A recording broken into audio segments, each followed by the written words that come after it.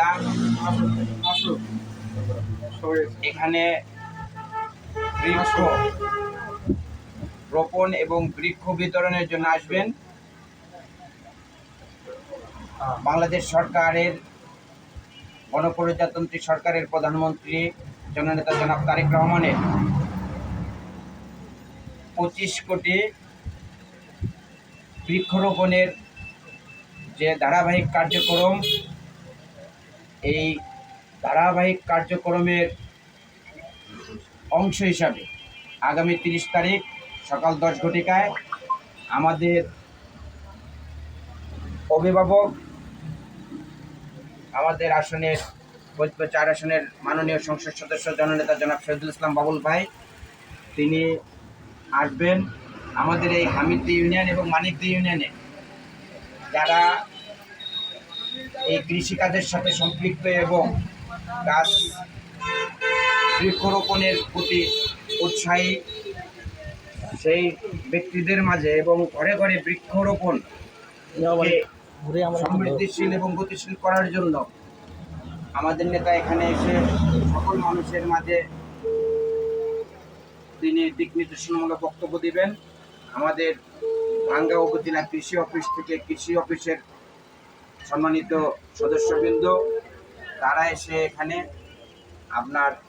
আপনাদের মাঝে এই হামিদদি ইউনিয়ন এবং মানিকদি ইউনিয়নবাসীর মাঝে বৃক্ষ বিতরণ করবেন। তারই ধারাবাহিকতায় আমরা এখানে একটু আলোচনা করছি। আসলে আমাদের এই বৃক্ষরোপণের যে মূল উদ্দেশ্য, আপনারা জানেন গাছ লাগানো এই যে পরিবেশের ভারসাম্য রক্ষা করা হয়, বৃক্ষরোপণ মানে পরিবেশের ভারসাম্য রক্ষা সবচেয়ে বড় শক্তিশালী আপনার আবহাওয়া। কারণ আপনি বৃক্ষ রোপণ সেটা ফলজ হোক কিংবা বনজ হোক, আপনার বাড়ির আশেপাশে আপনি যদি এই সবুজ বৃক্ষরোপণ করেন, আপনার বাড়ির প্রাকৃতিক পরিবেশ ভালো থাকে, স্বাস্থ্যসম্মত থাকে।